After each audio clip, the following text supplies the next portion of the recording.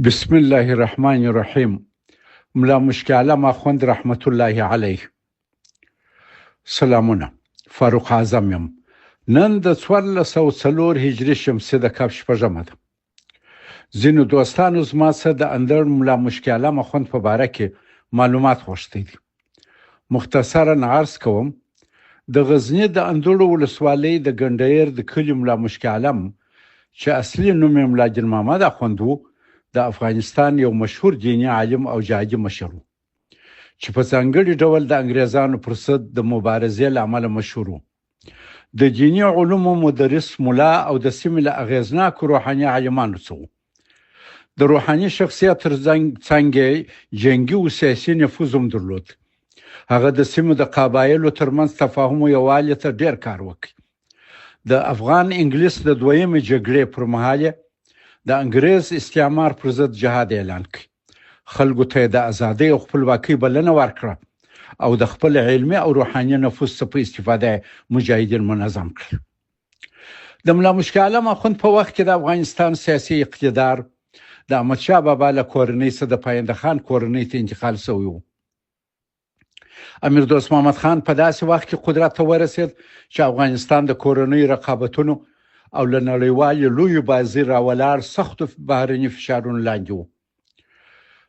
لومړی افغان انګلیس جګړه یو خونړۍ جګړه و چې انګریزانو کابل ونیو، خو د افغانانو له سخت مقاومت سره مخ شول او مجبور شو بیرته شاته ولاړ شي. په 1963 کې امیر دوست محمد خان مرګ د واک پر سر کورنۍ شخړې بیا راپورته کړې او په هیواد کې سیاسي بې ثباتي زیاته شوه. که څه هم د امیر دوست محمد خان زوی امیر شیر علي خان یو مدبر باچا و او غوښته د روس او انګریزانو ترمنځ توازن وساتي، خو دا څه اسانه کار نه و. ملا مشکل علم د امیر شیر علي خان ملګری و، خو د امیر شیر علي خان د وفات سره افغانستان په هر اړخیز بحران کې واقع شو. د هغه زوی امیر محمد یعقوب خان هغه ونه توانېدی چې هیواد متحد او داخلي او خارجي تهدیدونو سره مقابله وکړي.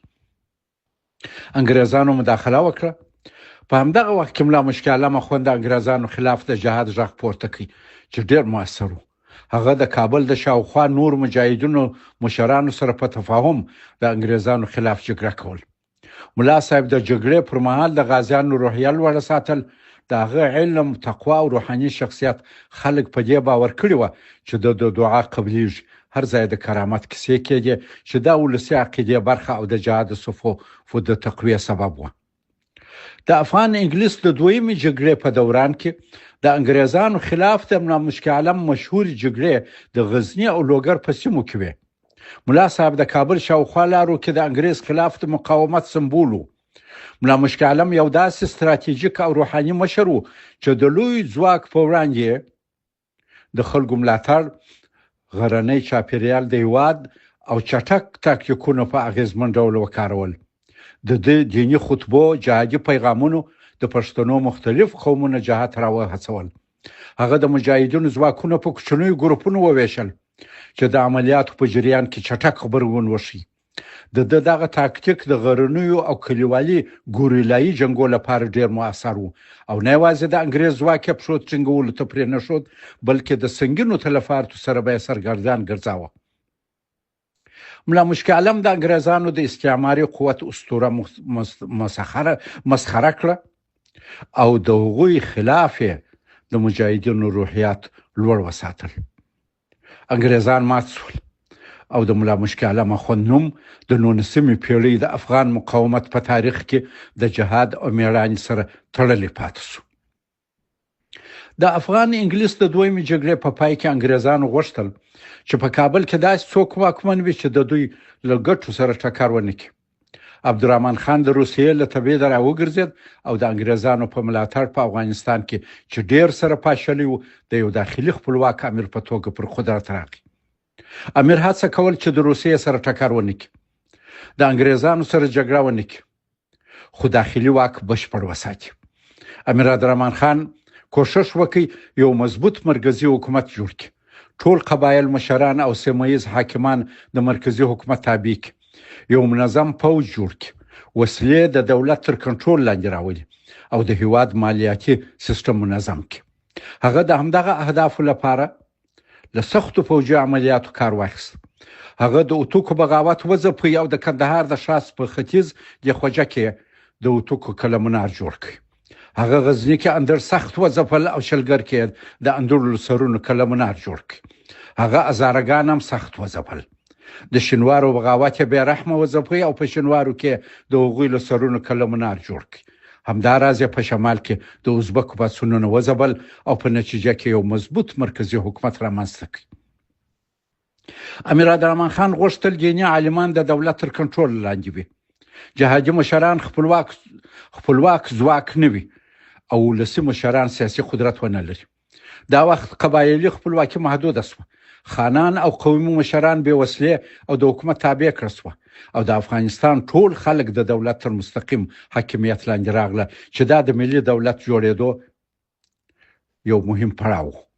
دغه یو لوی ملي تحول په نتیجه کې جبري کوچونه او بې ځایه کېدل هم عملي شوه.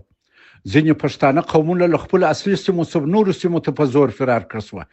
د بغاوتونو د خپل سیمو او سیاسي توازن لپاره د نفوس بدلون سیاست وکاراوه چې دا کار د روسانو او ایران سره پر سرحدونو دیموګرافیک جوړښت اغیزمن کړ. هغه له یوې خوا د پښتنو بغاوتونو ځبل او له بلې خوا یې همدغه باغي پښتانه قوتونه په زور له اصلي ځای لري په شمال کې د روسانو او غرب کې د ایران سره پر سرحداتو اچول. هغه غوښته په دغه جبري کوچولو هم محلي بغاوتونه له منځه یوسي او هم د هیواد شمالي سیمې او غربي سرحدات محفوظ کړي. په نتیجه کې افغانستان کې سرتاسري امنیت رامنځته شو. کورنۍ جګړې او خودسري کمې شوې. ټولنه له ملوکیت څخه مرکزي حاکمیت ته واوښته او د دولت واک تر لرې پرتو سیمو ورسېد. دا وخت دیني عالمان د دولت تر څار لاندې راوستل شوه. خپلواک مذهبي مشري محدوده شوه او قضا شرعي محکمې د دولت نظارت لاندې راغلي. خو دا لوی بدلونونه د سخت فشار، سرکوب او ویرې له لارې عملي شو. همدا سیاست و چې د ځینو دیني شخصیتونو لکه ملا مشکي عالم سره اختلافات رامنځته شو. ملا مشکي عالم په خلکو کې ډیر محبوب و. که چیرې داسې یو شخصیت امیر پر ضد دریځ نیولی وای، شاید د پاڅون سبب شوی وای. امیر د هر هغه چا مخالفت کاوه چې د ولسي بغاوت توان یې درلود. امیر هڅه کوله د انګریزانو سره د ښه تعامل اړیکې ولري.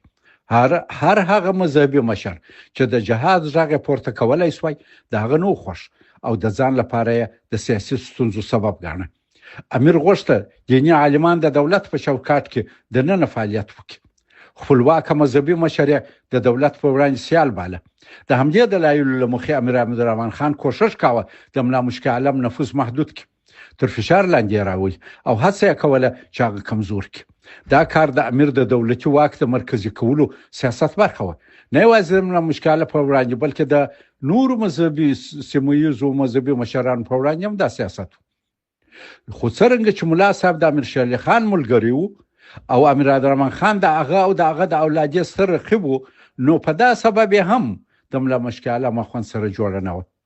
خو څرنګه چې ملا مشکي عالم اخوند په ولس کې د ډېر روحاني نفوذ څښتن او خلکو ورته اخلاص او عقیده درلوده، نو امیر عبدالرحمن خان مخامخ لاس ور وانه چاوه.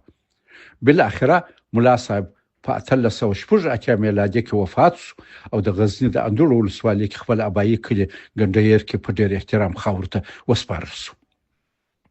2.5 کاله مخکې زه غزني ولایت د سیلابي اوبو د کنټرول او کوچني بندونو د یرګتو بند جوړولو د امکان کتلو په منظور تللی وم. شلګر کې د ملا مشکي عالم اخوند مبارک زیارت ورغلو.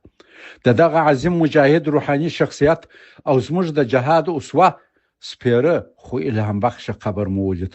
دعا مو ورته وکړه. پوه شوم لکه د پښتنو نور اکثر مشران دی هم لاوارث او بې قومه وو. نه د اولادې او نه شاوخوا عزیزانو او پښتنو د په سپیره قبر د شناخت یو څه جوړ کړی و. د عزیزان او قومیان په دودونو او دشمنیو کې ډېر لوی مصرف کولی شي. په مجلسونو کې د ملا مشکي عالم په نوم فخر هم کوي، خو دغسې اتلانو د یاد د ژوندي ساتلو په لار کې بیا ډېر بې وسه.